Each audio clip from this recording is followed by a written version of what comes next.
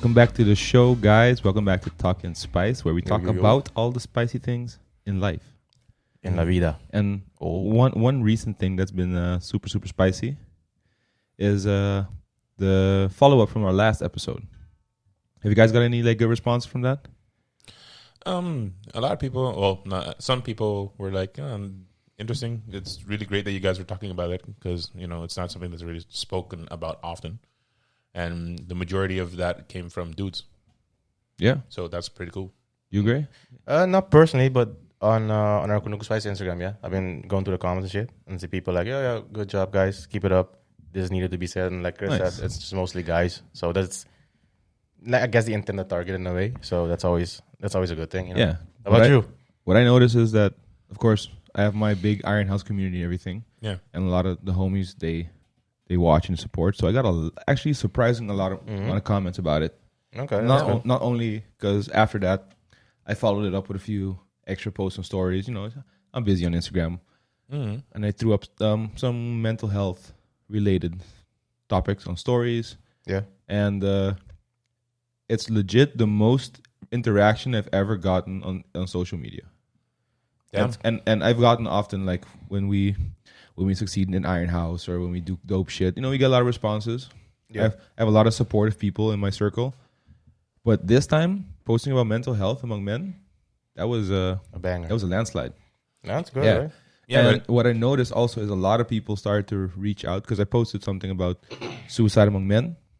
And it's a sensitive subject for sure. But I said something like, man, you motherfuckers better start asking for help. There's no need for all this shit. For And sure. then a lot of people actually came to me and talked about it. Not that they were feeling suicidal or anything, not at all. But someone mentioned that they have a therapist on speed dial. And and it works for them like a motherfucker. Nice. Yeah.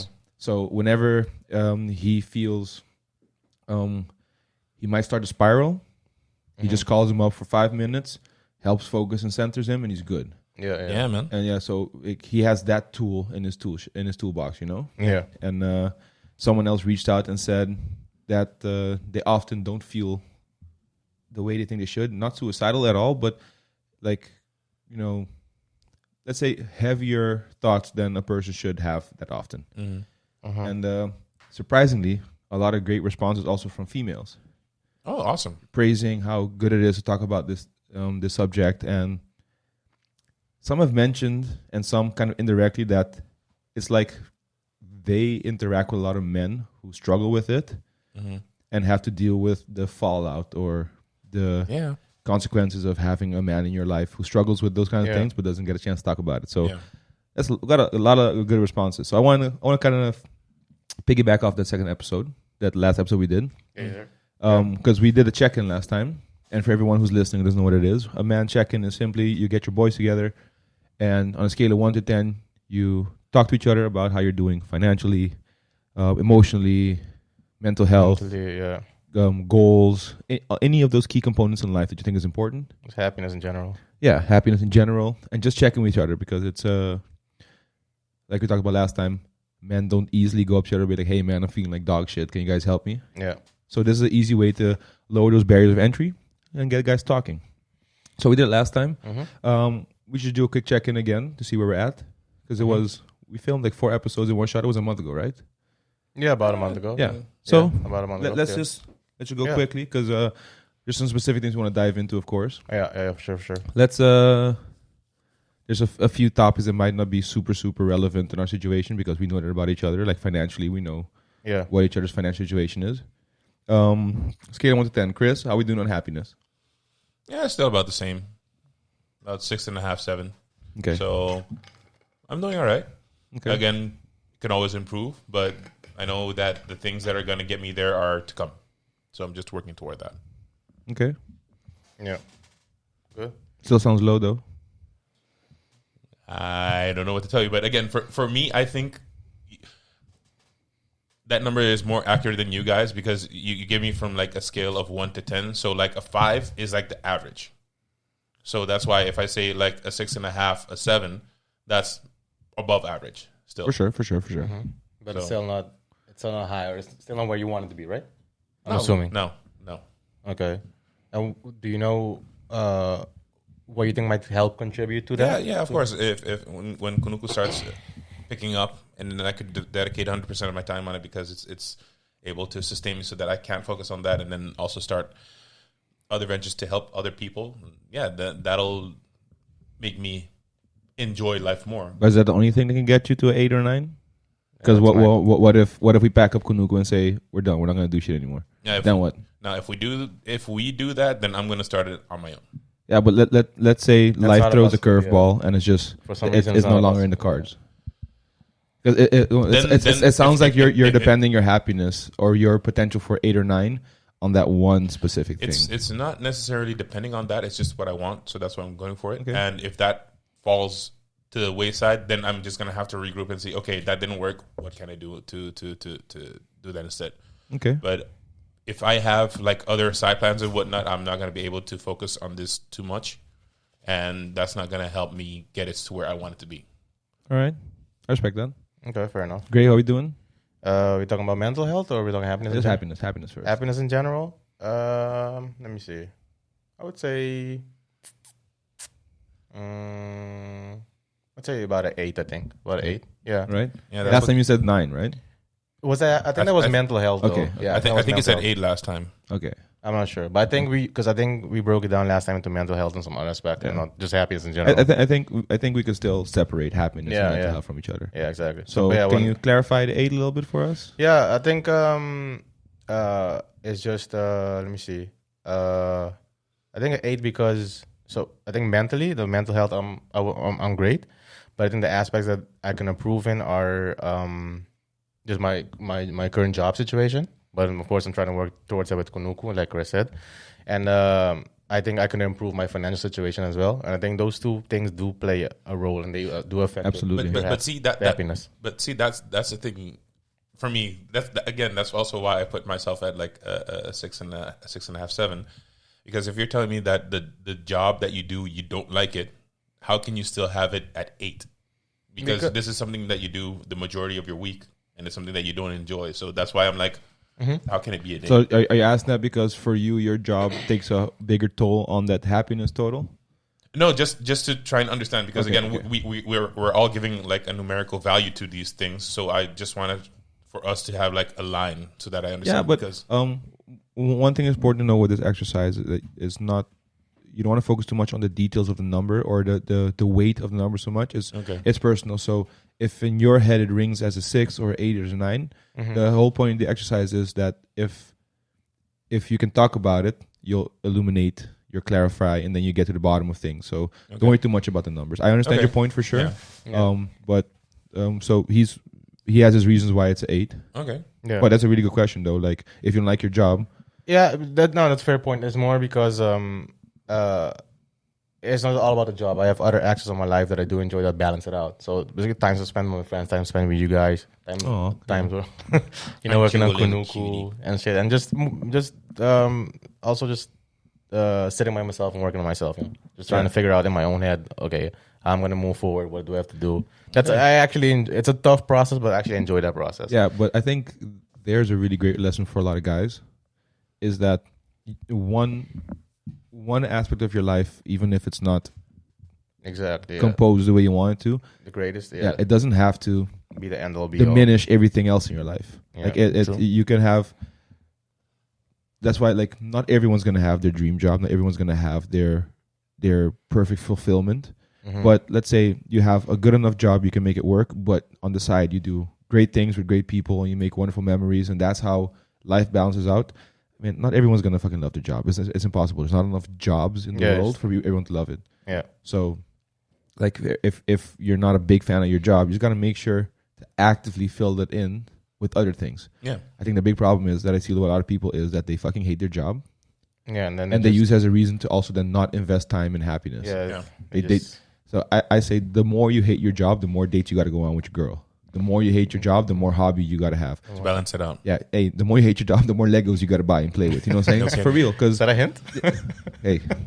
The more you hate your job, the more D&D you got to play. I love my job and I buy my toys. Yeah. But I think that's such a poor lesson because you see people and they let it's a simple like net result. they let the heavy job and the difficult job like weigh them down, and men are false machismo. We're like, I just gotta handle it. I gotta take it. Here's what it is. I'm a grind. I'm a soldier. No, you're not. You're an idiot. Because what you gotta do, because the bad job takes you into -10. You gotta have, man. I'm gonna go bouldering twice a week +5. Yeah. I'm gonna.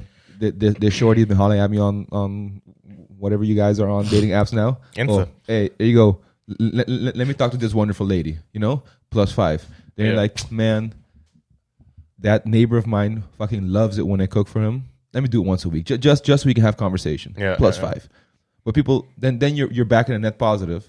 But that does sound like you're focusing a lot on the numbers, though, where you just told him. Yeah. So that's how it is in my head. But like, it's purely like we should react to difficult things in life or constant challenges with a compensation for it. That's definitely true. So like, if you're not a fan of your job and that's just your situation at the moment, don't wait for it to get better before you want to work on your happiness. Be like, okay, how can I be happy now as well? And if you can fix that, and then the job situation gets better, that's only a bonus. Yeah. Then your job is better, and your general baseline happiness is better. Your social life is also better. Yeah. Because then when you say like a 6.5 and about the job and stuff, and like that the things that are coming will get you up to 8, it sounds like one of those things. Like you're waiting for a circumstance to change before you're gonna let yourself get to 8. So like just in my head, I'm like, okay, what can we do to get you to 8 now? Yeah. And then when Kunuku happens, when it happens the way you want it to, you're at a 10 or you're at an 11. Yeah, that's true. And it's not like I'm waiting for it to happen. I'm actively trying to get it there as quick as possible as well. But it's a waiting game. Yeah. I know. Yeah, I can't force it either. But that's also what I'm trying to do for myself as well. Trying to figure out how to get me to that higher number. Yeah. While working on Kunuku as well. Yeah, I think, and that's a trick. And I think a lot of men just there's a sense of pride that comes from being a man in wading through the struggle. Yeah, definitely. Like I don't know why I have it too. Like that's a thing that's passed down generations. Yeah, like if you can go down. refugee mode and struggle and hustle and still make it, it's like it feels sweeter at the end, or it seems that way. Maybe it only feels that way because we're putting ourselves through so much struggle, then any relief feels like, okay, I've made it. No, but that's true. Like me, when I just moved here, I didn't have the best living situation. I was in a house that was shared with 8 other people. Preach. Fucking a good chunk of them were illegals. Haitian Melker. There was a drug dealer coming in. Dude got high on his own shit. You also flipped out. Had to call it. Huh? You also get high on shit? Nah, man, that was the biggest culture shock for me. How like common and like comfortable everyone was. They were like, "Hey, Chris, you wanna?" And like, whoa, that is next level. That's a drug. Don't do drugs, Holy people. shit! No, that's the funny thing. Like prior to moving here, I didn't know anything, but that's the one thing I did know. Like drugs is just okay here. That's common. the one thing I knew about this place. Yeah. But I didn't know anything else. Yeah, that's the one thing I didn't know. But not to get too much off topic, but there's drugs being okay here, and then everyone being like, "Oh wait, you don't take pills when you go to festivals?" True. I'm like, I don't need shit. Yeah. Like, give me a donut and some Coca-Cola and I'm good, homie. That's all I need. True. I get it. No, but like, so I was living in a house with like 8 other people. Cops were coming monthly, asking us who we are, if we live here, if we have our passport, and asking us if we're looking for a person. The cops like Bell on it, Chris, like, Chris, can you let us in again, please? Man, it was almost to that point. And that aside, I was working as a student, so my salary was 900 euros, and I still had to travel to Amsterdam to go for school. I still had to pay my rent. That was 500 euros for a room. So I think I stayed there for like about a year or whatnot, but it was also kind of like a waiting game till I couldn't deal with it anymore, and then something actually it changed for the better. Now looking back, I'm like, cool. If I can handle that, I can handle anything. So that is a little bit of that, male pride. That I'm like, yeah, I can endure. But now looking back, I'm like, that's dumb, dude. Like, yeah, it's dumb. Like it's so unnecessary. But I recognize it too with a lot of things, but it doesn't seem completely incorrect, completely wrong to do. But maybe the method in doing it. Like I do believe that you have to put yourself in situations where you have to learn discipline, perseverance, your own strength, get to know yourself. If you're coddled and protected your whole life, you most likely don't know yourself as well as you do. Yeah, but that's fair. It doesn't have to be to the point where you're suffering so much that it's taking a toll on your mental health. Yeah. So that when you're done struggling with it, you're still like the struggling never stops. And then you're, let's say, less of an ideal romantic partner because you've dealt with shit and you were a tough man and you were like, I made through it. But yeah, it made you fucking narcissistic, or it made you condescending, or it made you have a short fuse, or it made you closed off emotionally. Yeah. You know, so there's nothing wrong with struggling and being proud of that struggle, because if that's what your circumstances call for, you have no choice. Of course, no one's going to be like, you know what, I'm going to just give up my house and go live in a student house so I can struggle. Yeah. That's a little bit like weird. a real man. Like a real man, yeah. Yeah. No, but that's true though. Yeah, it's just about, you got to find that balance. You know, you got to appreciate the struggle and use it as motivation.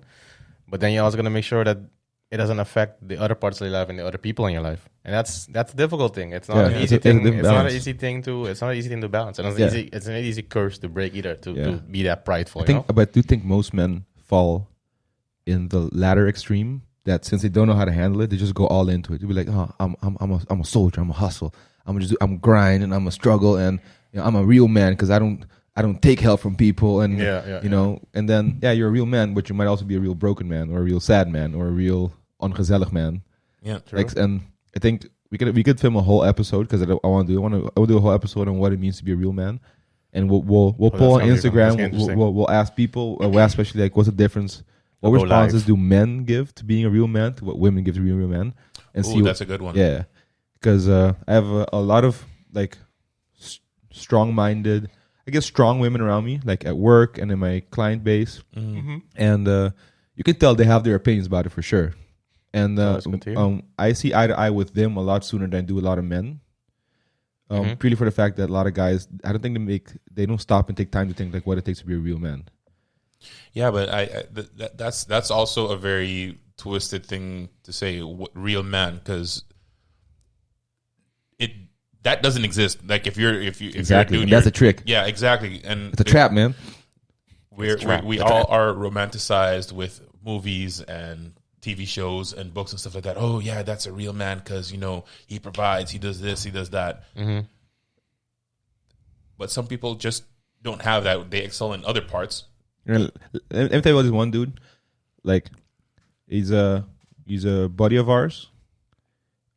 He's, I think he's Surinamese immigrated, but he has cerebral palsy. So he has a CP. Yeah. And but he handles it in such a way, and he has charm and charisma, and like he's about to, not say too much, he's about to embark in a pretty important step in life. But he handles it with so much, like, I don't know, grace. Yeah. But he's not a big dude. He's not like what you said, a romanticized movie. He's not big, muscular, excessively handsome, fucking dude. Burly, big beard. Oh, yeah. Man. But the way he carries himself and the way he handles his situation, CP, man, I never even, the first few times I met him, I did not even notice.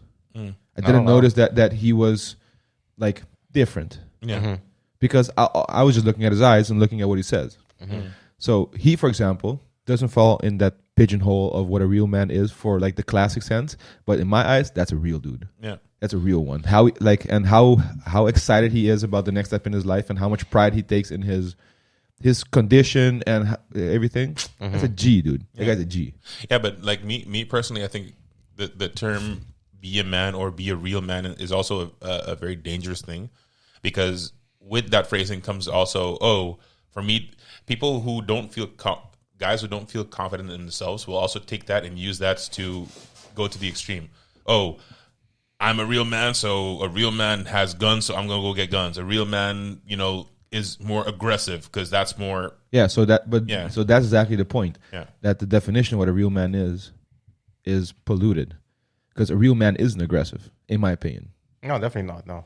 A real man isn't macho. I think aggression, macho, tough, those are none of those things have to do with being a real man. Because there's situations where men have to be tough, situations where women have to be tough. There's situations where women have to be more classically masculine and where men have to be more classically feminine. Yeah. So that's what I want to try and find out. Like, what is the real definition that we can all agree on is a real man. Because I think we all agree that violence and aggression has nothing to do with being a real man. It's circumstantial. It's situational. Yeah, because anybody can be violent. If someone's about to start some shit and I need to protect myself or those around me, I'm going to be fucking violent. I'm going to do what I got to do to get out of the situation unharmed, right? For sure. But that part right there, I think the act of violence, it doesn't what make me a man. It's the decision I make in that moment to act. That's what makes you a real man. Because it also makes you a real man if you're in a ditch situation to walk away. Yeah, for sure. Yeah. Yeah. Walking away in that situation and just de-escalating and walking away, that makes you a real man. Exactly. It will make you a fucking idiot to go start swinging. Yeah. Because that's the thing. If you're able to take a situation that's difficult, de-escalate it, and then finish it there, that would be the quote unquote man thing to do. Because then you're taking control of the situation and not letting it get out of control. Exactly.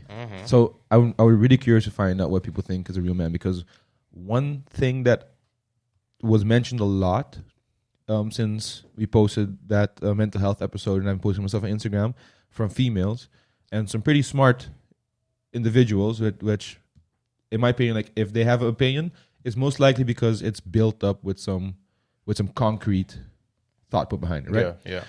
One thing that's mentioned often is the fact of vulnerability. That one of the issues that men face is a bit of a toxic relationship with their own vulnerability.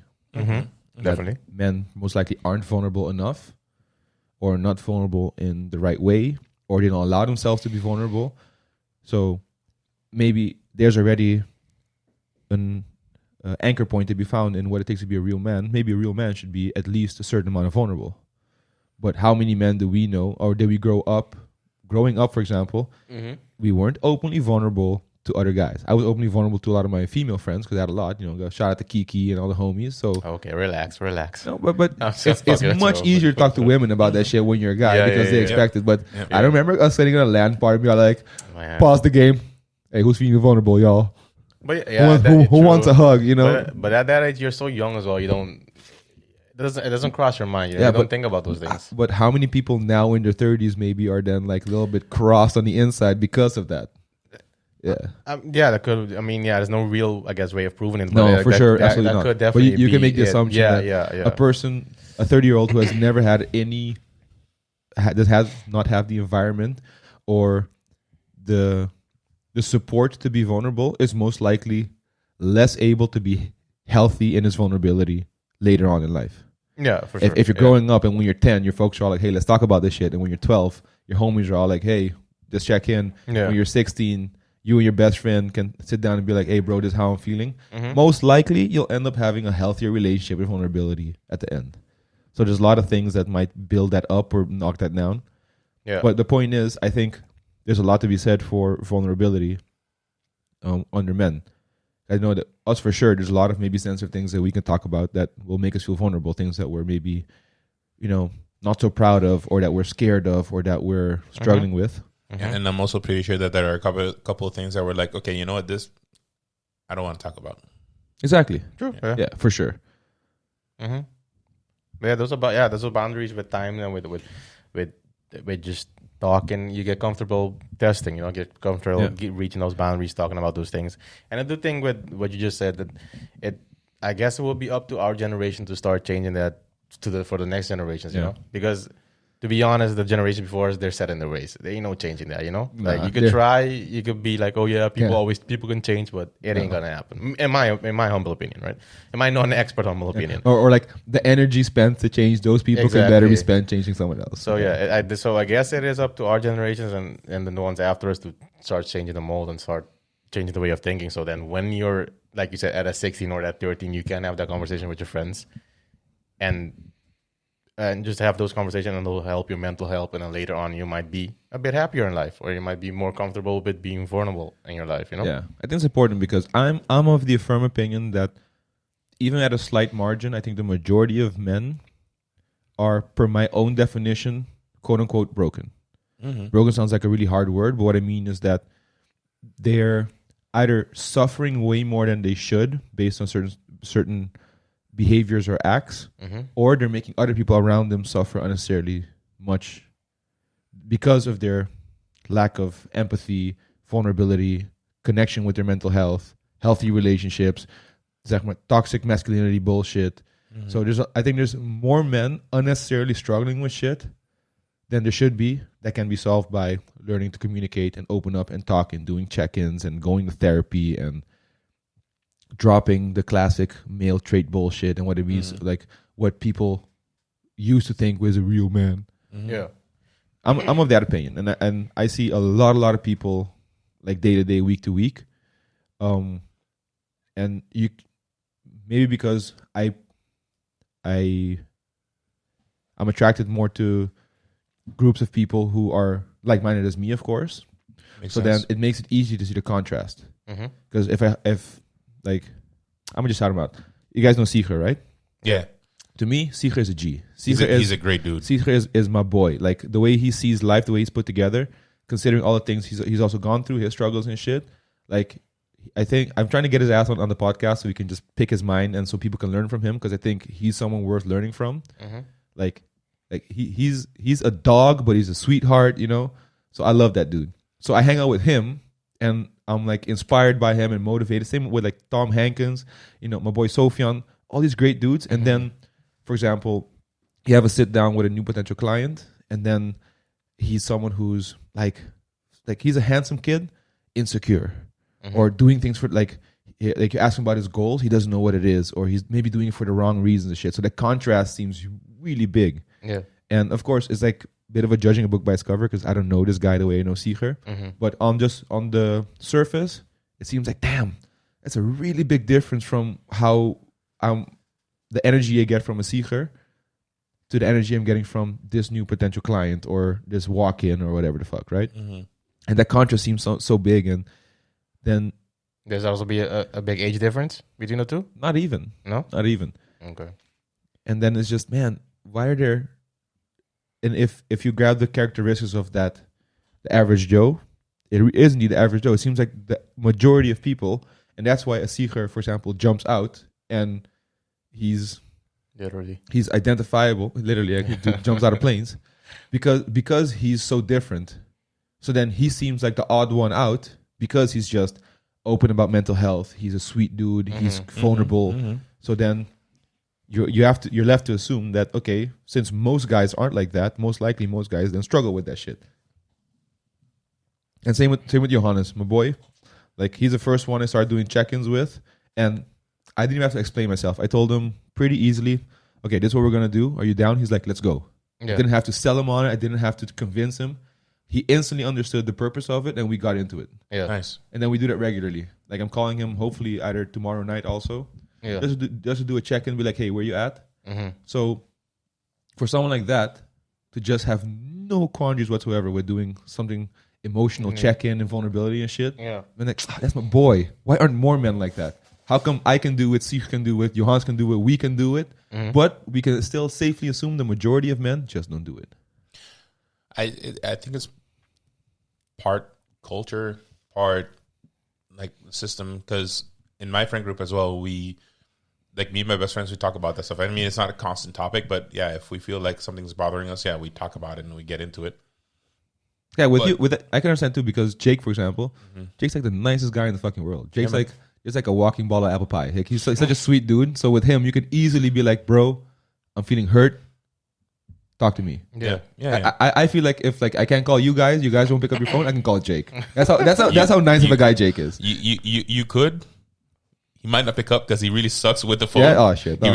But if he picks up, he'll definitely take time to listen to you. Yeah. Be like a 5-hour conversation. Oh yeah. Yo, me and Jake, we've had 5-hour long conversations and shit like that on the phone, because we're like, yeah, that's so long. good conversation and shit like Yeah. that. Oh, okay. Yeah, do you have that with people like besides us? Do you mean the emotional check-in and shit? Yeah, like someone that you can easily just be like, hey, Where you're not just talking about football and I do have one cousin that I could do that with sometimes. Jay? Yeah. Yeah. No. Okay. No, another cousin. Yeah. Okay, that's good. Yeah.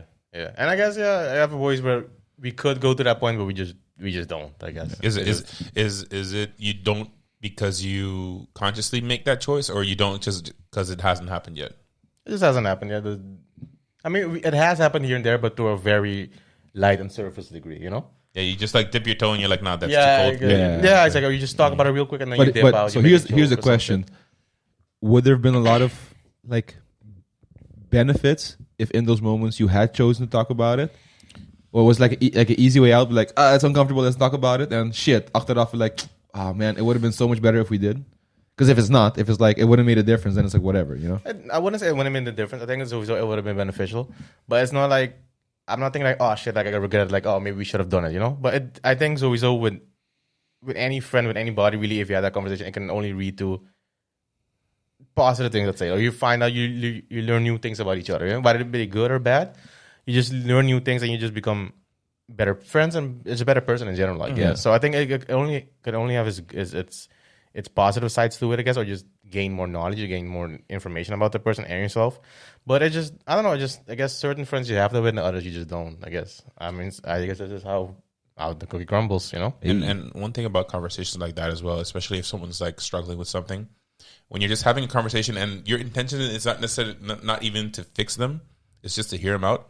And then you hear that you see there's a look, you know, they're struggling, but then something is said, and then you see their eyes open just a little bit more, and then something like clicks.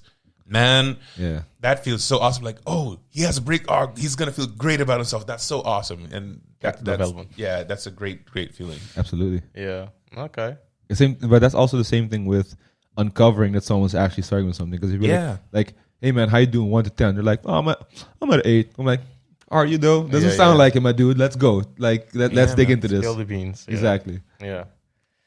But what about you though? We went on a whole tangent. We brought it back, which is good because then we're in the flow with it. Exactly. What about you? Your happiness. Happiness. How are you feeling? Daryl's like a 48. Yeah, I'm always like way up there, because what you said last time about compartmentalizing things in life. Oh, big words. I compartmentalize my happiness. Like, I try to practice almost religiously. I'm not a religious person, but I want to practice religiously what my happiness means to me. I have to protect it. Like, I'm super sacred about my happiness.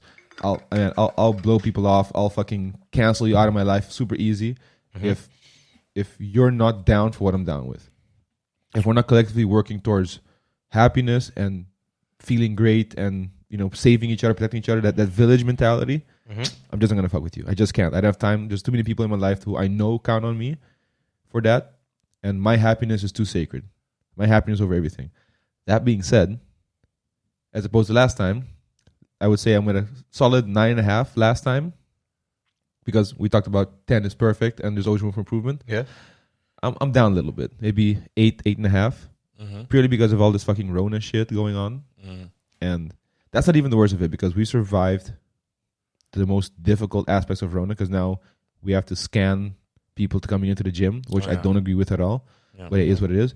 But yeah, that's still better than being shut down and having to drag equipment out into the parking lot every single fucking day. Yeah. So you know, it's not the worst thing in the world.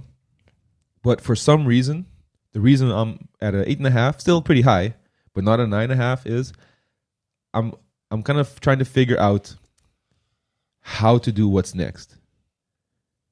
And usually I'm really good at having the answers already.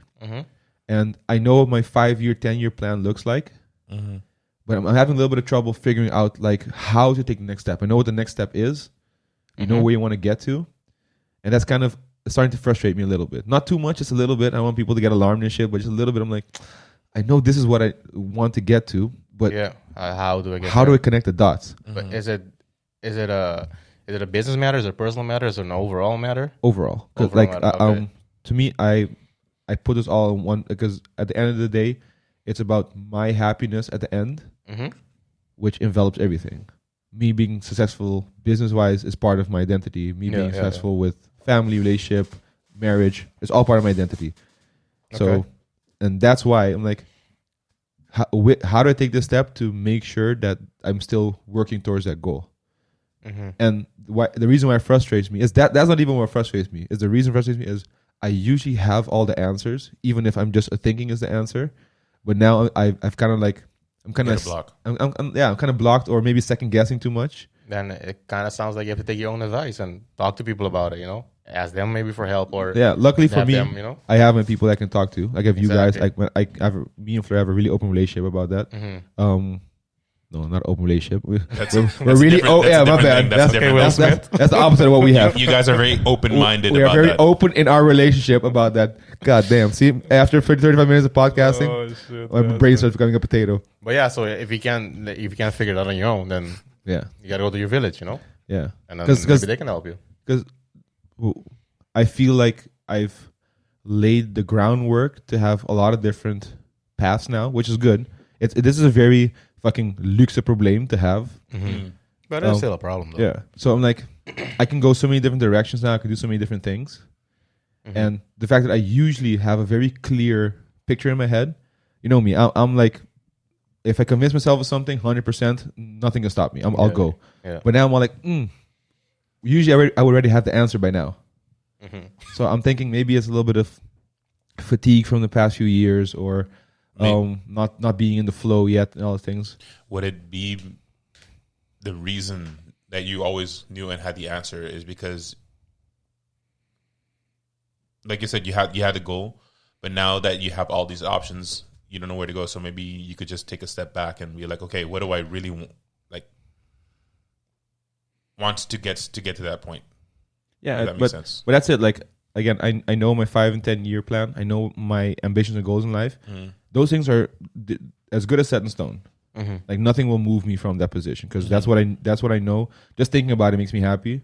Imagine if I achieve it. Yeah. And even if I don't achieve it, just trying to, all the fruits to be bared while trying that, to me, man, I'm set. I'm good. Yeah. It's kind of that saying, everything I need, I have. Everything I want, I can get. So that's why I'm always at a 10 happiness wise. Yeah. The only reason I'm not at 10 now is like, usually by now I would know how to take the next step. Okay. I know where to step. I can see the little fucking block on the floor. Yeah. I just don't know how to put my foot forward. Yeah. Or I'm struggling to which way. Like it maybe this sounds like super convoluted. It sounds like, hey, just fucking take a step, but I'm never like that. I never hesitate. I never second guess. Yeah. And that's always paid off. I'm a really big fan of myself, and I really believe in myself. Would you be hesitating because maybe you feel you're not ready yet? No, absolutely not. I don't believe in being ready. Like there's nothing I can't handle. I really believe that, because I've proven it time and time again to myself. In my scope of understanding, there's nothing I can't handle. So that's not it either. And that's what frustrates me, because it's not. I'm not nervous. I'm not scared. I don't. It's not like a fear of failure, because I want to fail. Failure is a good thing. Yeah. So it's none of that shit. But still, I'm like, man, Paquico, you know. Yeah. Yeah. This is. But again, I want to reiterate, it's a slight thing, because it doesn't hamper me. I only have great days and great weeks. Not only, but mostly, this whole week has been killer. Got my shit done to the high level. I try to coach other people sometimes. So in the coach session went fantastic. Like, I left the client fucking speechless this week. Be like, oh my God, it finally shit makes sense. This is amazing. I don't even know what to say. So I'm still executing at a high level and doing all the things in my day and week that make me feel great. So that's still true. There's this one small thing that doesn't affect anything else. It's like, man. But again, it feels like I feel a little bit, not like a bitch for complaining about it, because it's a luxe problem. Because you're not. Am I really a victim if I have to choose between all these great options? You know, so I kind of feel like one of those things. Yeah. So that's why I don't let it bug me too much. But in all honesty, I could have easily said I'm at a 9 or 9.5, but I'm at an 8.5, because that one little fucking factor is like, well, yeah, but you'll get there though. Just give it time, try to figure it out, talk to your people. Yeah. Eventually, you'll get there. It might take a bit longer than you wanted to, or you expected to, but you'll get there. That's the thing. That's why, like, I don't think I'll ever be under 8.5, because we talked about, like, you have to clarify for yourself what those numbers mean, right? Yeah. So to not worry too much about the numbers, I'll never be under that because of the support system I have. Okay. Like, let me put it this way. A lot of worse shit could happen around me. Of course. And I'll still have a great support system. And again, everything I need, I have. Everything I want, I can get. So, like, a lot, like I always say as a joke, like, man, my house could burn down and I'll still be good. Knock on wood. Yeah.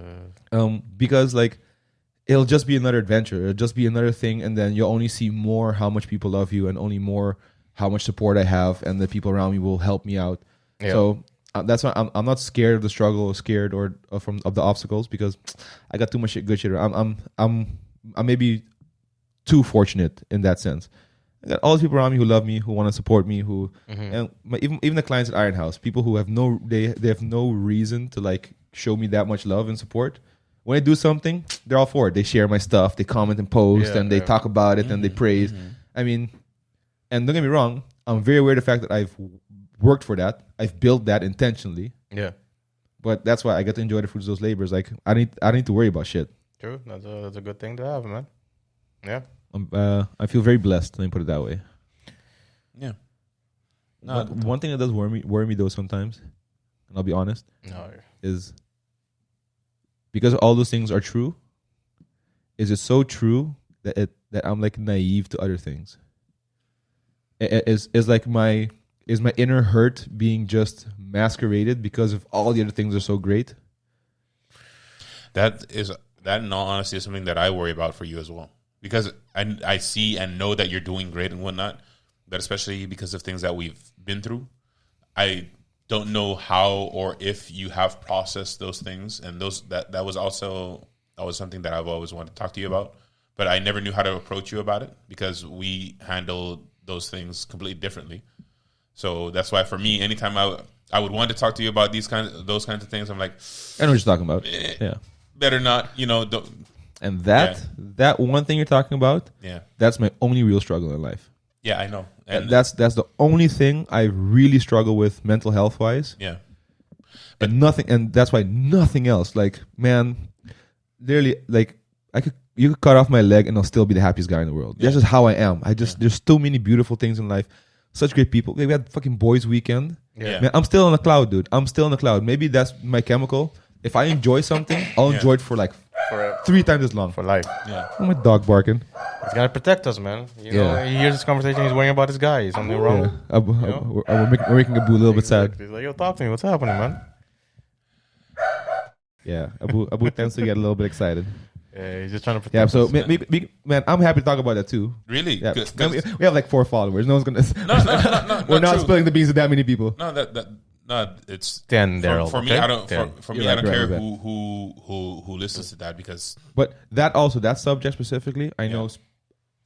Again, I come to contact with a lot of people, a lot of dudes who are struggling with that shit. Yeah. And then there's no one to talk to. There's no one Exactly. to talk about it because if you haven't gone through it, it's hard to connect the dots if you haven't gone through it. Yeah. You know what I'm talking about, right? Yeah. You haven't mentioned specifically. Yeah. Well, we can talk about that, and we can make a specific episode for that. Yeah. But that to me is the only thing I really struggle with, Yeah. and I've struggled pretty hard. But everything else is just honky dory, dude. And I'm not saying that just to say it. Even if I try to be more pragmatic about it or more binary about it, even then I'm like, everything is fucking dope. Yeah. Like everything makes me happy. Like fucking making this fucking wall yellow, man. You have no idea how happy I am that the wall is yellow. But people should understand though, it's not a bad thing to feel bad, right? Absolutely that's not. Because that helps you appreciate the good things, right? And so it's a part of life. It's part of having a human experience. Absolutely. Don't get me you gotta wrong. embrace I those. always let myself feel bad when I need to. I always let myself feel all the emotions I need to feel. I'm just saying at the end of the day, when you look at the net sum, I'm still plus 10. Yeah. And I never overprotect myself from like bad emotions. I'd be like, oh man, I'm gonna feel sad about this shit. I better take a side step. No, it is what it is. Mm-hmm. I think just for me, I've gone to the place in my life where all the things that I have to struggle with and I let myself struggle with, I'm still at a 10. Okay. I think, and That's important. but I've really, really the last 6 years tried to work on that. I try to learn as much as I can about happiness, about peace of mind, about mindfulness. Yeah. I've devoted a lot of my time and my life because, again, I got to coach people. I got to coach people to do shit that they don't want to do themselves. Yeah. My secret why I'm so successful at it, because I've done it for a long time to really high level, is I always implement the happiness factor. I tell my athletes, even competitive ones, I'd be like, how fucking awesome is it to be good at something difficult? Enjoy that shit. Like my star client, Christine, I tell her, this is your fucking squat. Yeah. This is you. Like, it feels amazing to be good at something. You know, so I always implement the happiness factor. So I'm all about happiness. I do it in my coaching. I do it in the business coaching also. I always remind people, hey, at the end of the day, are you happy with your decision? Are you happy where you're going? Are you happy with the potential? Because if it's no, there's always work to be done. Yeah. True. So 8.5 now. I'm going to holler at you boys. I'm going to holler at the people you need to holler to. Yeah. And I'm pretty sure I'll be back up to a 9.5, 10 real quick. Not that there's a rush or anything. No. As long as you get there, right? But yeah, 8.5 is still also a beautiful place to be. Yeah. Most Indeed definitely. it is. But hey, if you can improve it, why not? Right? And it counts for you, Mr. 6.5. Yeah, for me. yeah. Most definitely. True. Yeah. Indeed, you too. Yeah, man. Now I got my So we people gotta I help talk each to, other so yeah. Make sure we get there. First time we talked about the check-in. Hands in. Power Rangers go. First episode. Yeah, you started it. First episode we did about mental health and check-in. We only got to like happiness and mental health, and then we Cut took that out. No. No. Hey, and that took the whole episode, and now we took the whole episode just talk about happiness. Yeah. True. These are We didn't they're even get to very the other components true. yet. Yeah. They're very complicated and Yeah. intriguing topics. So Yeah, especially if you put your hands in like that you just did. I mean, we're not gonna talk about that, guys. Cool. But that's the Motherfucker. thing. That's the thing as well, my guys. Talk to your best friend. Talk to your if you can't boys. talk to your best friend, best girlfriend or Talk to whatever. your fucking parents Just- also, man. Just get your stuff out there. Don't let it eat you up because it'll destroy you, man. Without you know it, it'll slowly. It'll eat destroy you up. And just for the chance that'll make you a less pleasant person for the people you care about, that should already be motivation enough. So people always say, oh, you got to do it for yourself. That's not always true. Doing it for other people is a great motivator. The reason why I focus on my happiness also is because I know it'll benefit the people that I care about. I love you guys. I would not want to allow myself to be in a situation where I'm going to be an asshole and then treat you guys like an asshole, you know? Yeah. So there's nothing wrong with also that being your motivator. So think Yeah. about the people in your life, in your circle, in your village. Think about if there's the offset chance that the consequences that you're going to be a less of a good person to them or for them. Do with your shit.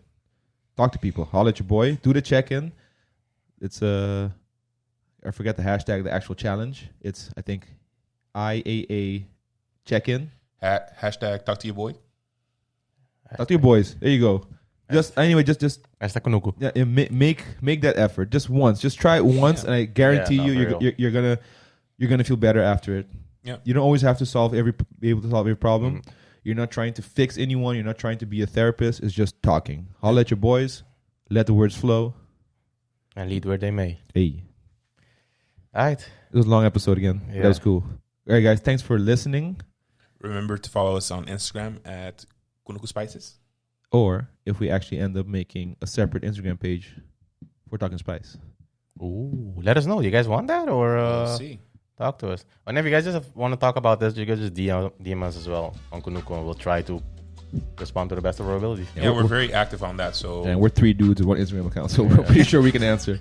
Yeah, just if you have a conversation, we're open for it. So you know. And mad shout out to all the people who, in ieder geval, opened up to me about this topic. Since after all the stuff I posted on Instagram, like it must have been difficult. Actually, not, because I'm pretty sure I let people know, like, hey, you can holler at me. That's what I also fucking said on the fucking post. So thank you for reaching out. Thank you for opening up about it. Thank you for sharing your shit with me. And let's keep doing that. Yeah, man. yeah. And You can always send us a message. God bless.